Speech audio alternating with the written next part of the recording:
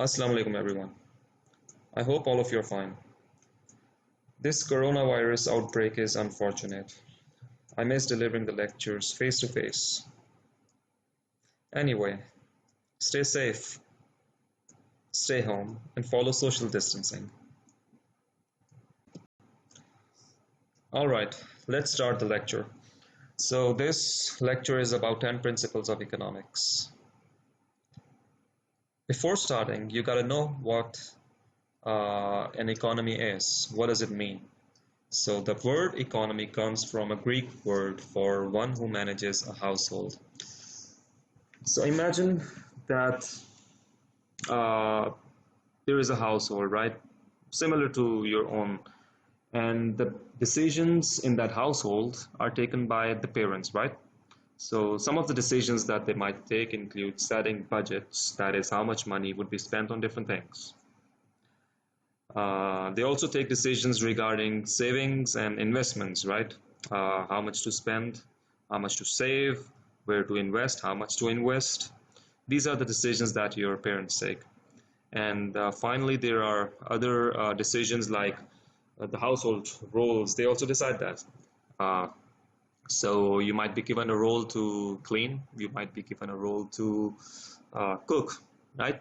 So whoever is given a role, they perform those roles in the house. Similarly, economy also works like that.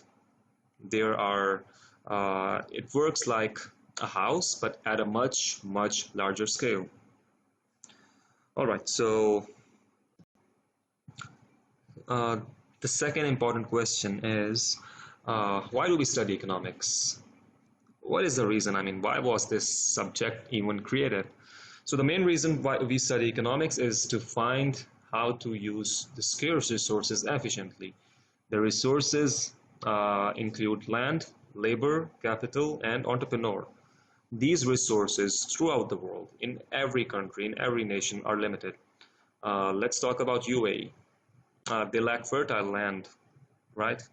Similarly, Pakistan, they lack skilled labor, among other resources. Similarly, many other countries all over the world, they lack different resources. Not every country has unlimited resources. So, at the same time, humans have unlimited needs and wants, right? So there is a conflict. First, we have limited resources, but at the same time, we have unlimited needs and wants. So what do? We have to use the resources efficiently, right? That's the first solution. Use the resources efficiently. And that is what we study in economics. All right, so as you can see in the slide, the management of society's resources is important because resources are scarce. Scarcity implies choice, and choice implies cost, which simply means that we cannot produce everything. So we have to decide what to produce and what not to produce. All right, so let's move on. Here we have the definition of scarcity. Scarcity means that society has limited resources and therefore cannot produce all the goods and services people wish to have. So here I'm going to talk about services people wish to have. So each and every one of you might want a car, right? So how many people do we have in the world? 7 billion plus, right? That's a lot.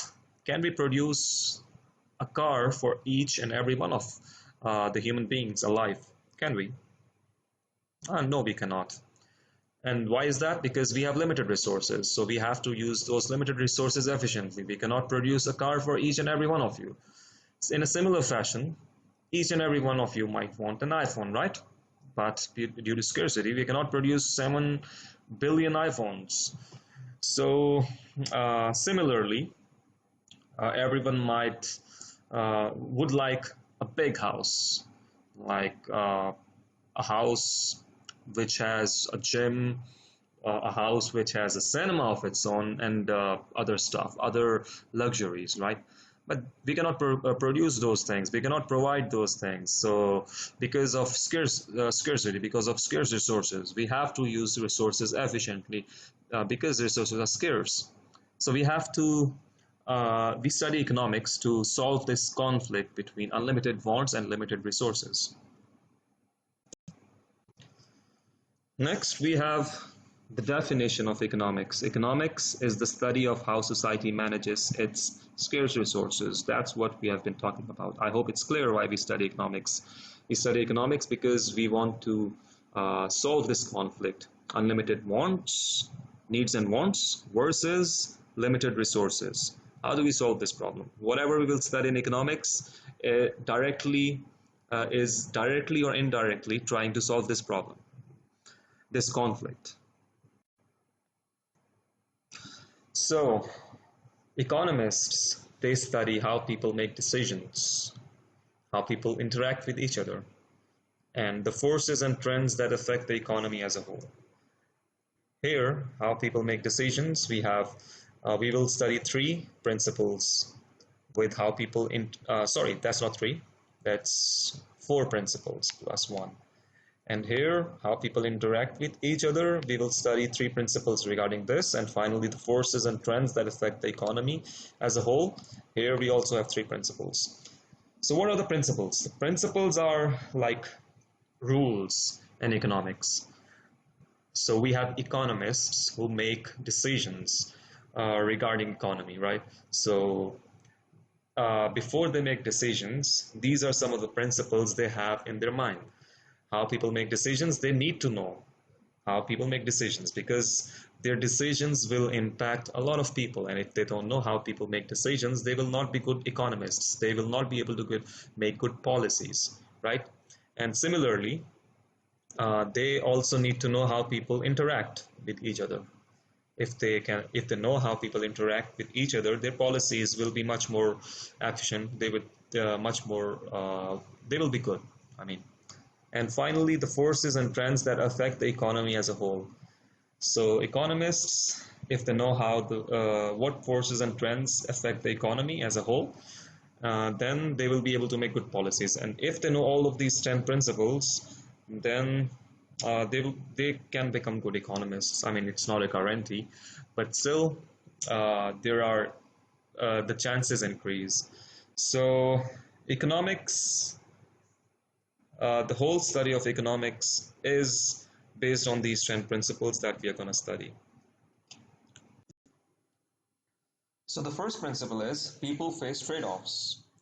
This simply means that whenever people have to take decisions, they have to face trade-offs. So just consider a student who must decide how to allocate her most valuable resource, her time. So from this perspective, let's say, you have 24 hours in a day, right?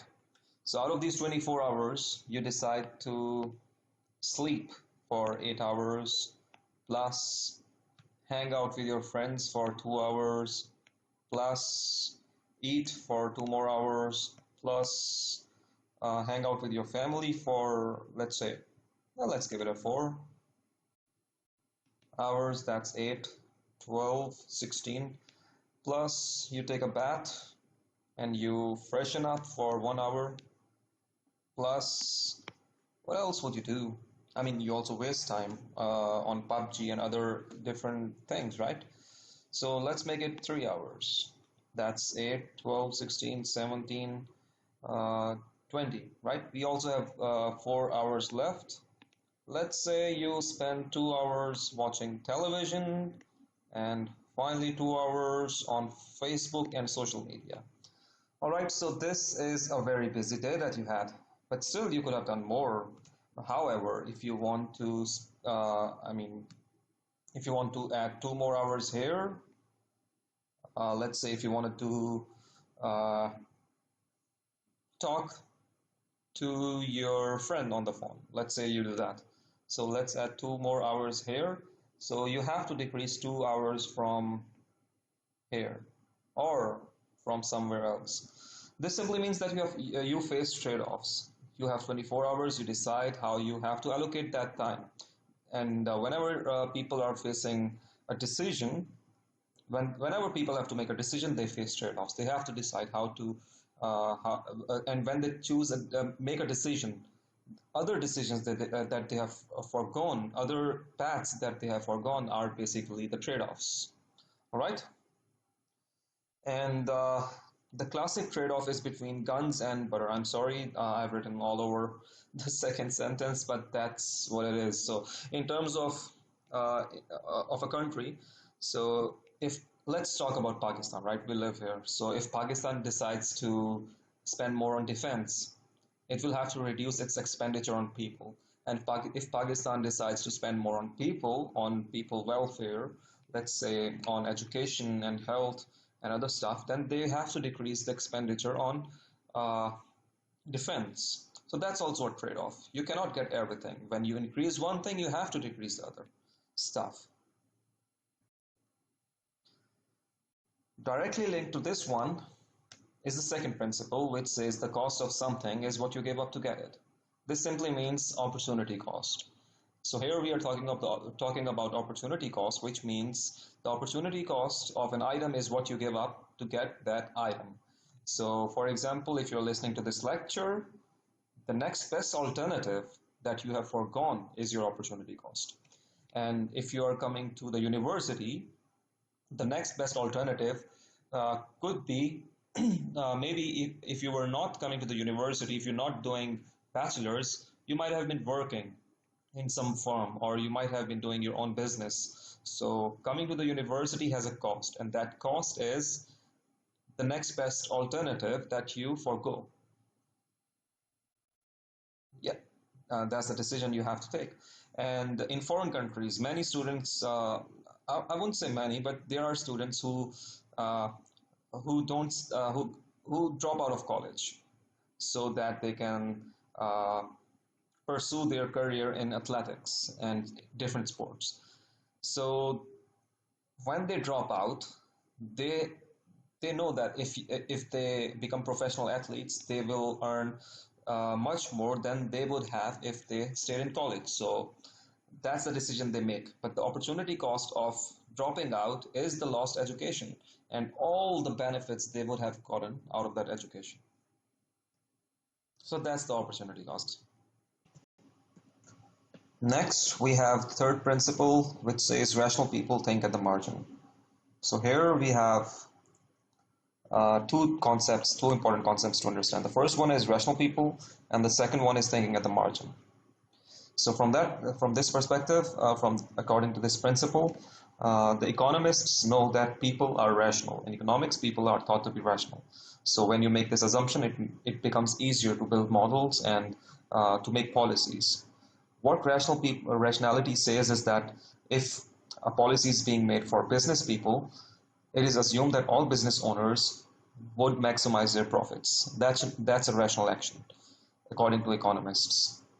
And if a policy is being made for consumers, the economists know, they assume that consumers maximize their utility or their happiness. So when we assume rationality in economics, building a model or policies becomes viable and easier to make. So from that perspective, yeah, let's move on to thinking at the margin. Here we are going to talk about marginal cost. Actually, we're not going to go into details about marginal cost and marginal benefit because that's the topic we are going to go in detail later on. But we have to discuss how what this concept is, and I'm going to explain this example of airline ticket so that it will be easier for you to understand.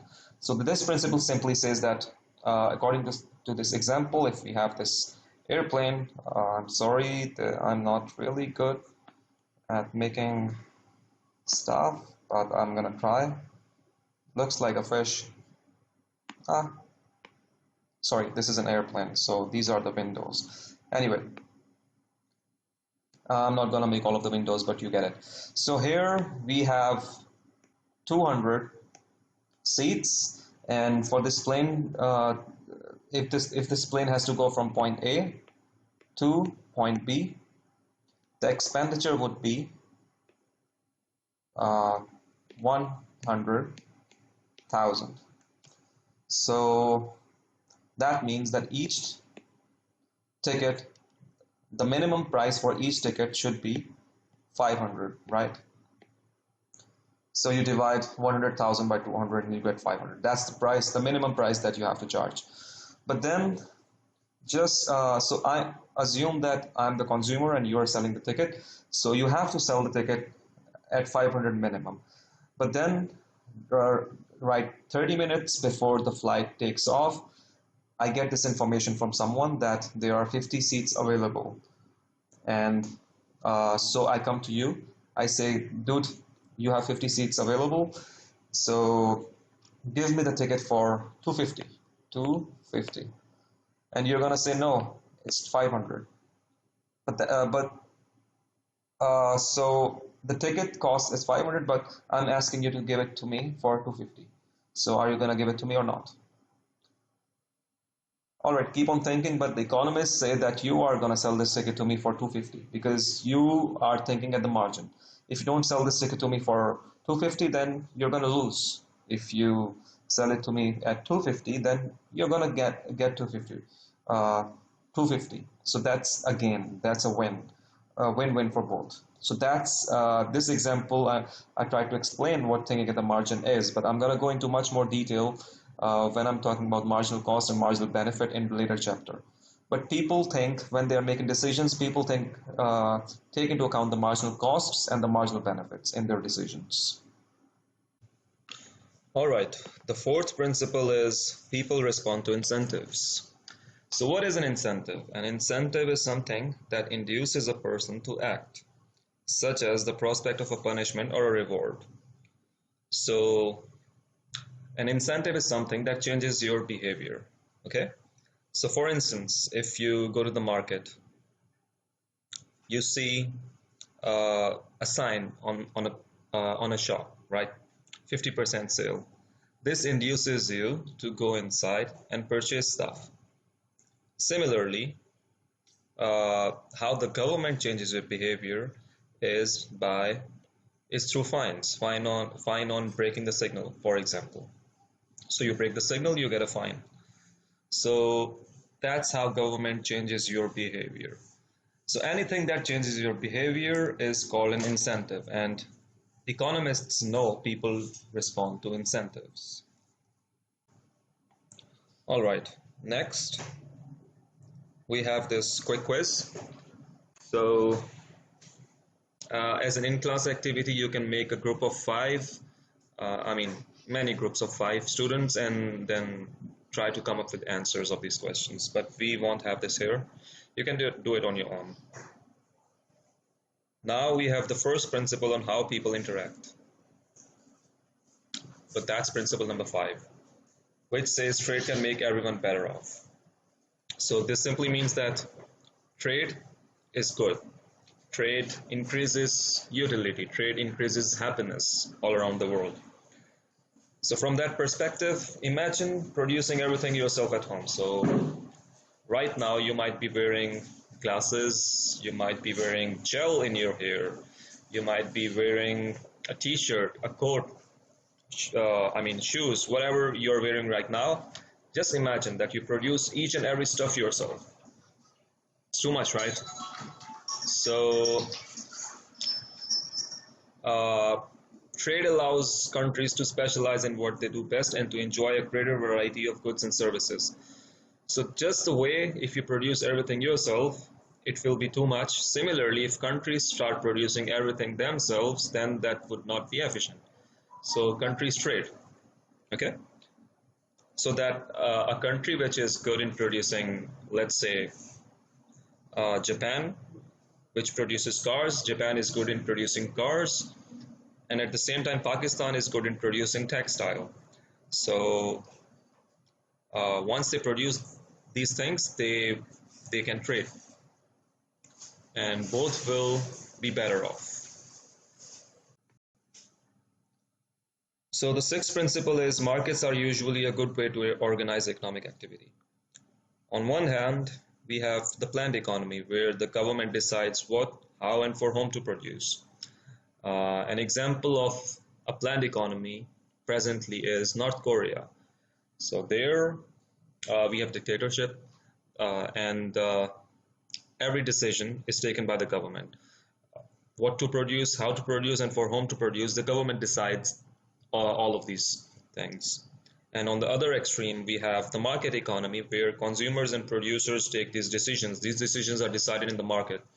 So we don't have a pure market economy, because we have, I mean, just think about any country, you will find out that there is some kind of government involvement in each and every country in the world. So we don't have a pure market economy, but we have strong market economies, or for example, United States, Singapore. These countries basically are market economies, very close to the market economies, but there is some kind of government involvement as well. So that's the sixth principle. There's planned economy, where the government decides everything. Then there's the market economy, where the government involvement is, there is no government involvement. And which system is better? That's a big question. There is this big debate, and apparently we have more market, more economies closer to the market economy than planned economy. From that logic, one might say that maybe market economy is better. And that's the sixth principle. Markets are usually a good way to organize economic activity. So, but you can form your own argument and maybe do your own research on this question, which is better. The seventh principle continues this argument and says that governments can sometimes improve economic outcomes. So if we have an economy where there is no government involvement, so it might lead to some problems like monopolies, where there is only one producer, and that producer might charge his own price because there is no competition, right? So that's a market failure. At the same time, if there is no government involvement, then the firms, they will keep on producing pollution. I mean, they don't produce pollution, but they produce goods and services which result in pollution, and they will not have the incentive to control it if there is no government involvement. So some kind of government involvement is good. That's the seventh principle. That's what this principle means. So government enforces rules regarding property rights, and to promote equality and to promote efficiency. So if there is no government involvement and the market produces questions the answers of what, how, and for whom to produce on its own, then there might be some market failures. But if there is some kind of government involvement, these problems could be minimized. Next, we have another quick quiz. Same formula, you can make groups of 5 and answer these 2 questions. We are not going to do it here. So we will continue with our presentation. So the 8th principle, the last 3 principles are related to how the economy works as a whole. The 8th principle is the standard of living depends on a country's production. So if the productivity in a country is high, that means that GDP of that country would be high. And if a GDP of that country is higher, then that will have a direct impact on the standard of living of that country. So for example, if the GDP of United States is super high, is huge, I mean, it's around about more than $19 trillion, right? So, and at the same time, the GDP of Pakistan is very low. And for India, it's okay. It's not that bad, but it's not good either. But we have this country, United States, which with a big GDP, and their productivity is also very high, super high. From that, so this principle simply says that a country which which produces more, it impacts their GDP in a positive way, and a country with a higher GDP would have a higher standard of living. The 9th principle is prices rise when the government prints too much money. So who takes this decision? Uh, it's basically the central bank which decides how much money is to be printed in the economy. And there are many factors which lead them to increase the money supply, and it's part of the monetary policy. But we are not going to study it here. So this principle simply says that when too much money is printed, it leads to too much money in your pocket. When consumers have too much money in their pockets, they are going to go to the market and they are going to they are going to compete for the same goods. I mean, the quantity of goods and services has not increased, but people have more money now. So there are more consumers going to the market to purchase the same amount of goods and services, chasing too few goods. So too much money will be chasing too few goods, which will ultimately lead to increase in price level. Continuing this principle, we have the final principle, which says society faces a short-run trade-off between inflation and unemployment. So increasing the amount of money in the economy stimulates the overall level of spending and thus the demand for goods and services. So if the money supply increases, people will have more money in their pockets, right? And if people have more money, they are going to go to the market to purchase goods and services, and yeah, which will increase the demand of goods and services. So this higher demand of goods and services may over time cause firms to raise their prices, which is basically inflation, right? But in the meantime, it also encourages them to hire more workers and produce a larger quantity of goods and services, right? So think of it like this, that when people have more money in their pockets, they are going to go to the market. And when they go to the market, they will purchase goods and services. So the demand for goods and services will increase. And to meet that increased demand, the firms will have to produce more. So at one hand, the increase in demand is increasing the price level, but at the other hand, the unemployment is also decreasing. So there is this short-run trade-off. When the amount of money in the economy increases, we have inflation, but at the same time, there is also employment created. So that's the final principle.